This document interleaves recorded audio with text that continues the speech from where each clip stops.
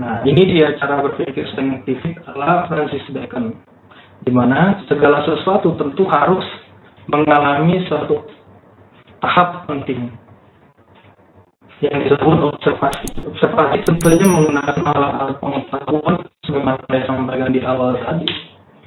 Maka akan muncul pertanyaan-pertanyaan untuk diolah kembali dalam pikiran. Jadi, tahap metode saintifik ini bisa disebutkan sebagai penggabungan antara pseudoscience tadi, tahap pseudoscience yang mengandalkan pikiran, tapi tetap berbahan dasar ilmiah, berbahan dasar informasi-informasi yang dicerap langsung oleh indera, supaya tidak ada bias, supaya tidak ada sesuatu yang sifatnya subjektif yang hadir dari khayalan gitu, manusia. Maka dia harus berbasis pada observasi. Nah, observasi ini kemudian dibuat dalam rumusan pertanyaan-pertanyaan untuk kemudian ditindaklanjuti dalam riset, gitu ya, disebut riset. Nah, riset ini berupa survei yang memadukan beberapa fakta-fakta yang ditentukan sebagai permulaan untuk mengetahui informasi yang sebenarnya tentang sesuatu. Dan ini nanti dibuat satu hipotesis. Setelah berhipotesis, ada semacam dugaan-dugaan atau asumsi-asumsi yang sifatnya berdasarkan pada buah pikiran, berdasarkan pada pencocokan berdasarkan pengalaman sebelumnya, baru dilakukan eksperimen. Eksperimen ini uji coba langsung. Maka selanjutnya ada hasil dari eksperimen yang disebut data. Nah, dari data-data yang didapatkan itulah kemudian lahir sebuah kesimpulan. Maka ada tahapan yang sangat panjang dalam proses mengetahui manusia dengan cara berpikir scientific method. Inilah metode yang dianggap sebagai cara mengetahui paling objektif menurut kelompok yang bermazhab empiris yang hingga saat ini mungkin masih eksis ya. Nah, mengapa kelompok mazhab empiris secara eksis? Menurut saya karena segala sesuatu yang sifatnya berupa natural science memang sangat mengandalkan alam pikiran, mengandalkan untuk basis pengetahuannya. Tapi metode saintifik ini sebenarnya sudah banyak menuai kritik, khususnya dalam pengembangan ilmu-ilmu sosial. Karena dalam ilmu sosial, apa yang dilihat di realitas itu tidak sepenuhnya adalah kebenaran yang sesungguhnya. Jadi dalam ilmu sosial dikenal sesuatu istilah yang disebut nomena, yang dianggap sebagai inti dari kebenaran. Sementara yang ada di alam adalah fenomena. Maka dalam keyakinan para ilmuwan ilmu sosial, metode seperti ini sebenarnya sudah harus direvolusi juga, harus diganti, karena tidak sepenuhnya bisa dianggap untuk mendapatkan kebenaran khususnya dalam fenomena-fenomena sosial, apalagi fenomena-fenomena kebudayaan. Ini sebagai contoh yang menurut Bacon adalah salah satu penemuan besar bagi umat manusia. 3 penemuan yang dimaksud itu pertama adalah penemuan kompas. Ini contoh dari implementasi scientific method yang sebelumnya pada cara berpikir sebelumnya itu tidak bisa digunakan untuk menguasai alam atau membuat manusia bisa memahami alam secara seutuhnya, karena dia lebih bersifat etis dan hukum, seperti cara berpikir filosofi Yunani itu yang dikritik oleh Bacon.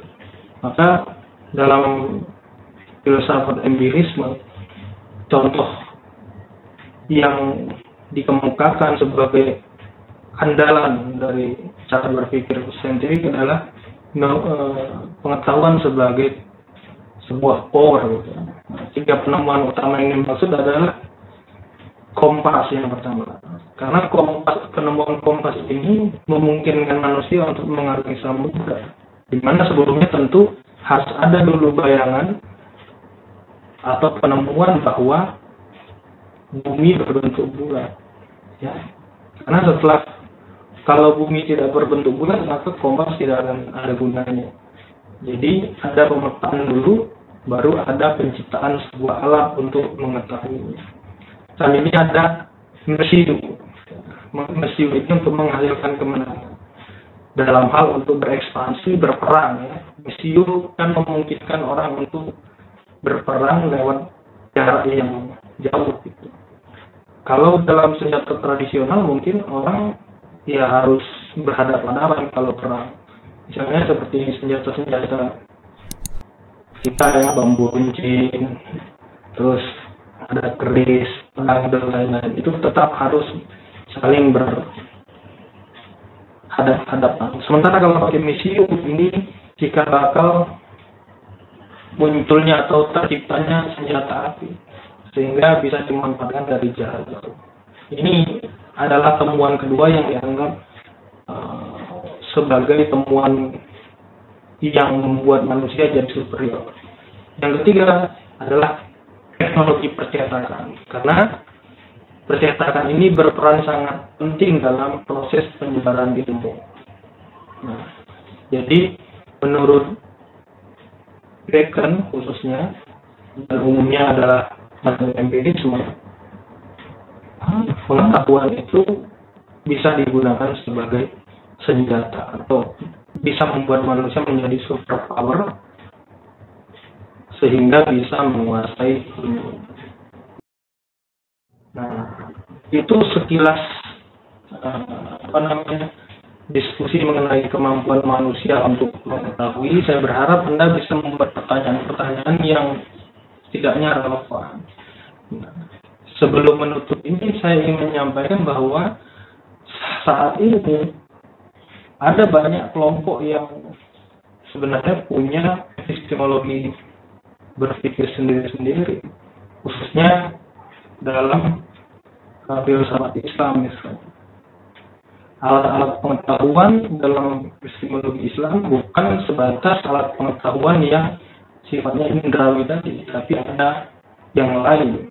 Misalnya ada hati sebagai sumber pengetahuan, caranya adalah dengan penelitian jiwa. Nah, itulah yang membuat dalam hal ini cara mengetahui kelompok manusia di barat dan di timur itu menjadi berbeda. Barat tentu saja mengandalkan sesuatu yang sifatnya eksternal, ya. Sementara filsafat timur atau Islam itu mengandalkan sesuatu yang sifatnya internal. Dalam film-film yang diproduksi di barat dan di timur juga bisa kelihatan sangat berbeda. Misalnya teman-teman melihat film barat, misalnya film-filmnya Marvel, tentu saja kesuperheroan itu ditandai dengan kemampuan-kemampuan yang sifatnya diciptakan secara eksternal, ya. Misalnya kayak Iron Man itu adalah kemajuan teknologi dan lain sebagainya. Sementara dalam film-film di timur, sebut saja misalnya film-film India, kekuatan-kekuatan yang menunjukkan kesuperheroan seringkali itu datang dari dalam diri, seperti kekuatan cinta dan sebagainya. Dalam dua mazhab yang bertolak belakang ini, kira-kira mana yang benar? Bisa saja dua-dua benar pada bagian-bagian tertentu. Mungkin itu saja bahan untuk memulai diskusi kita pada virtual meeting. Mohon maaf apabila ada kekurangan. Saya akhiri. Assalamualaikum warahmatullahi wabarakatuh.